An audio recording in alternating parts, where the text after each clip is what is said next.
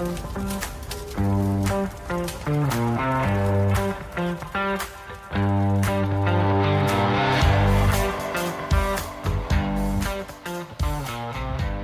and welcome to Fire Headlines, where we discuss the hottest topics in fire service news.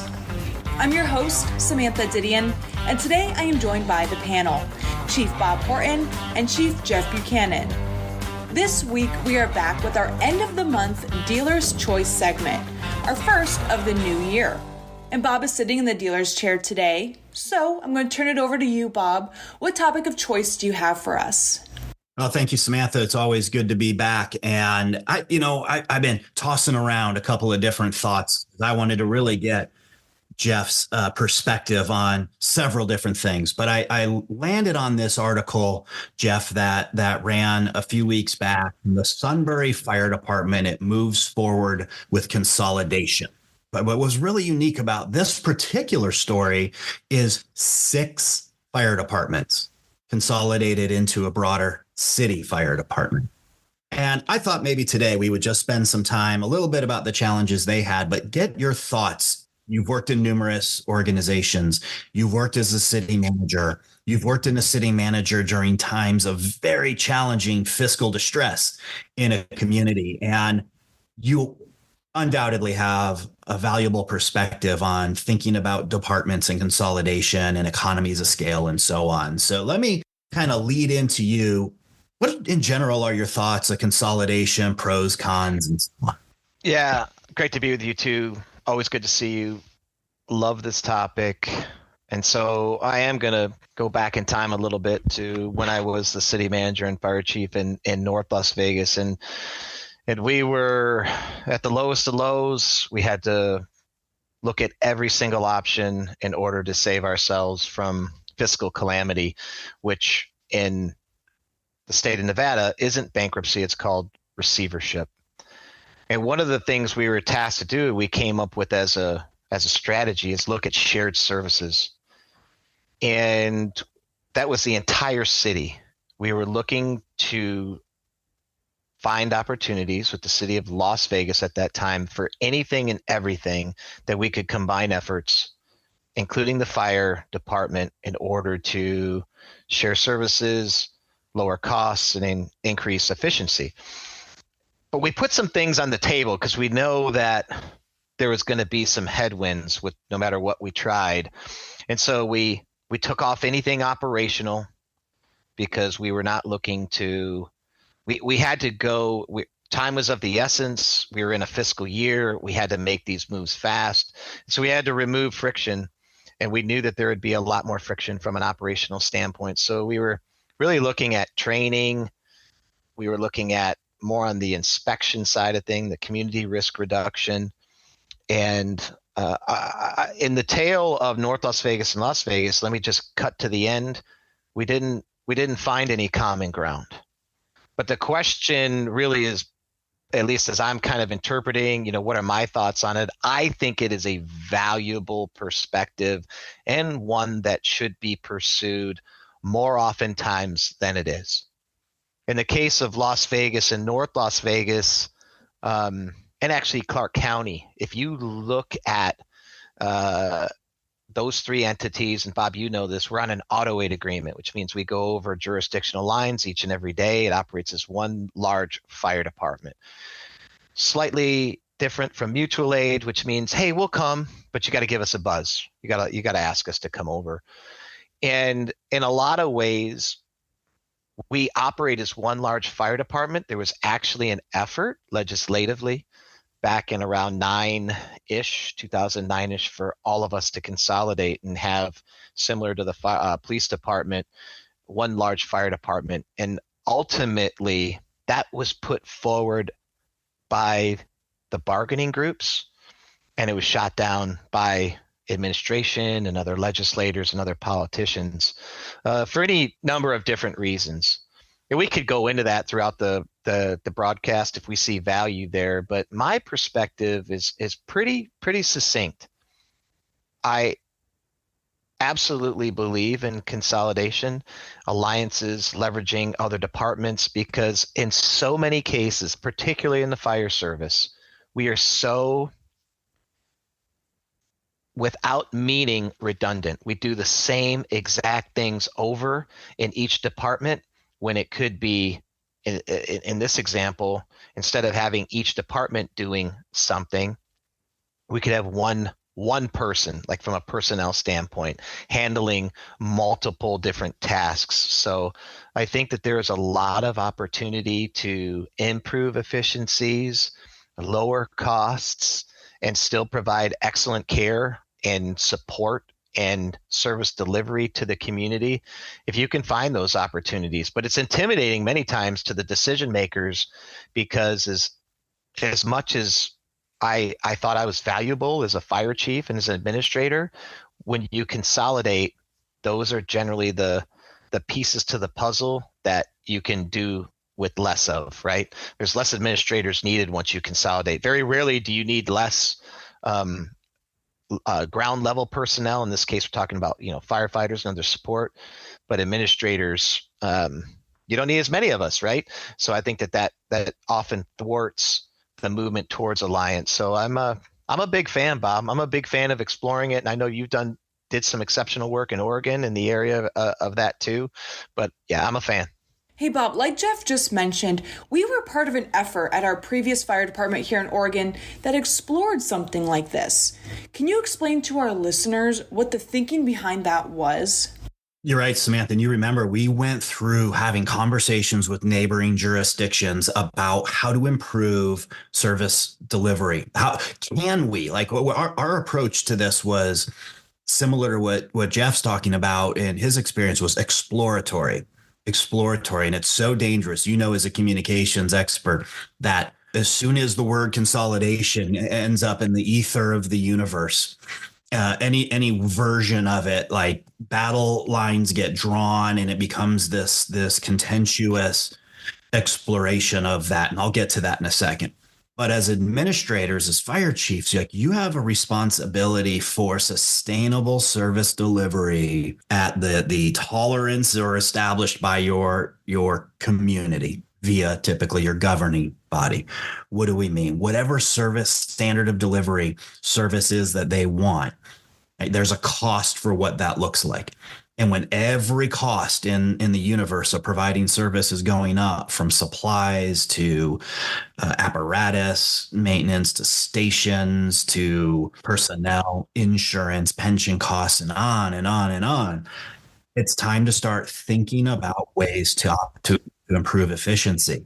So our approach in Oregon, you might remember, Samantha, was we want to have a conversation. We want to form a group we called the Alliance. We want to form an alliance of these agencies who we believe have a shared governance structure. So we were all fire districts who all were facing similar rises, increases in cost, who all had the same philosophy on service to the community. And let's explore, because somewhere between fully independent, which doesn't exist in a lot of places anymore. Most communities have, at the very least, a mutual aid agreement like Jeff was describing, and hopefully more sophisticated automatic aid agreement. So if you started one end of a continuum at, we do automatic aid, we provide service to each other across boundaries, all the way through the other side, which I would argue is consolidation, which is you take several agencies, turn them into one. There's an entire continuum of opportunity for partnerships, for collaboration. And so Jeff hit something that was real important. That was part of our thinking too. Operations is the last thing we want to talk about, because it's the most contentious in the fire service for, I would say, silly reasons. You go to the fire station, say, Bob, what is this alliance all about? And the first question is, well, what color will the fire engines be? And it's, you can't, I get, we've done the fire engine talk. We've done the helmets talk. Like, this comes up a lot. To talk about culture. Like, don't take this as I don't understand, like, the importance of tradition and culture. But at the end of the day, like, the color of the fire engine is what it is when you show up in the organization and you adopt that color. That's what it is.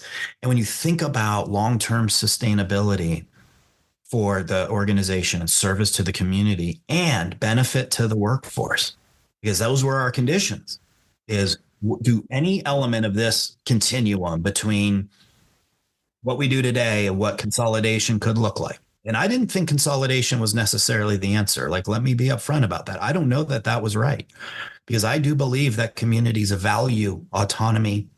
And you mean a district or a city council wanting to maintain autonomy about how service is provided to their community. And there's an importance in identity. So I don't want to dismiss organizational identity and autonomy of communities' tolerance or what service that they want when you start looking at this growth or expansion type model. So to me, consolidation probably wasn't going to be palatable, and I wasn't going to advocate for it. But the governing bodies of our alliance said, well, we want to be intentional about that. We don't want to take consolidation off the table. We want to discuss it and make a decision whether we want it on the table or not. Like, let's not restrict ourselves from talking or thinking about it. And I thought that was real responsible of these elected leaders to say, we're not sure it's right either, but we do want to do due diligence to know we want to gather information or not. So, trying to preserve that autonomy and identity, Bob felt like was important in this conversation, that we can unpack contractual agreements for supplies, for example. Everyone's got supplies. Is central warehousing of supplies, central warehousing of maintenance of apparatus. I mean, these are things that go on behind the scenes to what Jeff was talking about that fire administrators have to think about, where there is nickels and dimes and sometimes dollars of savings to be had if you work in collaboration with another agency. The thing people tend to focus on is what do you lose? And we don't think as much about what do we gain. And that's an important piece to this efficiency. A lot of leaders will hear, how much money are we going to save from this? And I'd argue, like, today, probably not going to save anything. Tomorrow, it might even cost a little bit. But 5-10 years down the road, you're going to save, much more broadly. And the scale is different. We're talking about thousands of firefighters in the example Jeff gave in Southern Nevada. And we're talking about hundreds in our example. And there's the savings and the experience is different. So one size fits all consolidation in the fire service flat doesn't exist. But conceptually, being more efficient makes sense. Improving service delivery. What does that look like? So Jeff pointed out, you remember these conversations, Samantha, like we wanted to make a change to a multi-agency standard operating procedure. We'd have to pull in the room 13 operations chiefs and 13 training chiefs and eventually 13 fire chiefs to build consensus around this. I mean, we have meetings about meetings with the same people, different topics all the time. And so when we say restructuring leadership roles, and they talked about that in this particular article, it's to improve speed and efficacy of decisions, not less jobs, different shift in structure, which allows for better service delivery. Yeah, I want to pop in here too, building on what you're saying though, too, Bob, is how difficult even the discussion, and I don't know if you found yourself in this situation too, but no matter how intentional you were about leaving out operations, it seemed as though only the main message people hear, it's somehow whispered in between the actual words that are being uttered, is that there's going to be jobs that are lost, and that could be mine. And I think that put up and still continues to put up incredible barriers for communities that are looking at that. And I don't take that lightly. Certainly, I didn't want to lose my job. So, I mean, I get it. I can totally appreciate that. But I think that there is a way in certain opportunities, and I didn't get that level of detail from this article in order to really ascertain if they were in the position where I'm saying at least Las Vegas and North Las Vegas were at, where I really don't think anybody would have lost any jobs whatsoever. As a matter of fact, I think even administratively we would have been deficient because North Las Vegas was so deficient, to be repetitive, in administrative roles and in personnel roles that we only could have gained people in this particular circumstance. Yet, when you talk about the psychology behind all of this, and Bob, you and I are huge fans economics and behavior economics and why people are doing the things that they're doing. And it's this incredible, almost born with feeling of loss aversion. And there's been all these experiments in this regard. And I think it's 2.5 times, or is it 1.5 times? I can't remember. You're gonna be able to tell where I'm going here.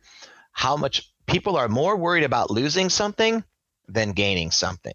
They are more worried about losing, in this case, in individuality, than they are excited about gaining a particular value, in this case, a better community service and potentially less work from the firefighter's perspective or an administrator's role. They're worried about this potential loss. And it really, really hinders, if not completely obstructs, an administrator and an organization from making progress and thoroughly looking at a situation and implementing what's best. It's really, really, really a challenging situation. Exactly right. And what Jeff's referencing, for those who are not familiar with loss aversion is a psychological concept, comes out of prospect theory, which is exactly how he described it, is that we feel loss worse than we feel a gain. Let me give you an example. If you are walking down the street and you find a $20 bill, you get a certain amount of enjoyment, utility, happiness. You found a $20 bill. What the scholars, behind prospect theory have evidence that supports is, if you walk down the street and you have $20 in your pocket and you lose it, the feeling of the loss of that $20 hits you somewhere around, you're right, Jeff, about 2 times the feeling of loss is worse to you than the gain of actually finding the $20. And loss aversion shows itself up in a lot of places. And that is, I think, arguably the biggest barrier to a conversation around consolidation is, what am I going to lose? And that hurts more than what I stand to gain. In the conversations we were having I still believe to this day, to my heart of hearts, that if all the agencies would have collaborated around a notion of wellness together, that we would have had the right amount of investment. We'd have had a good investment in a firefighter wellness clinic or a program or something that's valley-wide. Not any one of us individual agencies had the funding to support the resources that we'd want to put in front of firefighters to give them a long, healthy wellness career. And this is valuable to firefighters, as should be. It's valuable to administrators, it's valuable to the community. But individually, each agency, we couldn't get there. But if we all came together and coalesced around that, and somewhere on the continuum between what we do today and full consolidation is that we want to work together on a wellness initiative, we could have got there. Synergy is what comes of this. And when we look at it as administrators and we kind of see the whole puzzle, we see that the gain is going to be superior to the loss. But if you're distant from that, and it's a hard narrative, I stayed away from operations, not because I didn't think there were operational efficiencies. I thought it was the third rail that halts the conversation. And regardless of how I felt about it, it didn't matter, because that's where the firefighters are going to go. What color is the engine going to be? What color will our turnouts be? I mean, some of these things, these artifacts of the fire service, which arguably are insignificant in the grand scheme of things. You referenced Las Vegas, and folks that, they won't know this story, but there was this hotly contested debate back in, I think it was the late 70s or early 80s, maybe early 70s. I can't remember exactly when the Clark County Sheriff's Department consolidated with the Las Vegas Police Department. And today, if you've ever been in Las Vegas and seen this, these are folks who wear brown uniforms and black and white police cars. That was the negotiation at the time when they merged to become the Las Vegas Metropolitan Police Department. Is like, we're going to keep the brown uniforms of the Sheriff's Department, the black and white police cars of the police department, and built this system. And my whole point of telling that story, even if you're not familiar with it, is today, I can't imagine you could find an administrator or a police officer that would say, we should really deconstruct this back into 2 different departments because this isn't working. And we get so short-sighted on what is tomorrow going to look like that we're not looking at what is 10 years from now. Like this organization, Sunbury Fire Department, moved past that, and we're able to pull 6 agencies together into one, and I applaud that. And I'll just throw in there that absolutely we got to give credit to leadership. I can only imagine the difficulty in those conversations, trying to coalesce all these thoughts, all of these authoritative figures, all of these problems, all of these perspectives to get onto the same page. It is a monumental task to achieve, really in any setting. So I really tip my cap to the fire department here and being able to consolidate and being able to achieve such a goal, because it is so hard. And when you look at Metro is, and I'm not just being a homer here because I live in Las Vegas and have such respect for that agency and the people that run that agency today and who've run it in the past. The reality is the world, the nation looks at Metro as a paragon, a model of excellence in law enforcement. They are on the map. They are leading the way. They are trailblazers. Pick the metaphor. They are out in front, and they are a result of a consolidation. So I think there's great examples out there, and I love the topic. I've enjoyed this topic too, and from what I've learned from you two today, it sounds like consolidation can have some serious long-term benefits if organizations are willing to put in the time and the effort to make it happen. I mean, back to today's article, the discussion for this effort began years ago and only resurfaced again in 2021, which led to where they are today. So this is no easy task by any means. But I want to thank you both for joining us today, and thank you to our listeners for tuning in. A link to the article we discussed can be found in the show notes. And if you haven't already, be sure to subscribe and follow us on social media. If you have a question for the panel, please reach out to us at fireheadlines@wfca.com and let us know what's on your mind. We'll see you back here next week for more Fire Headlines.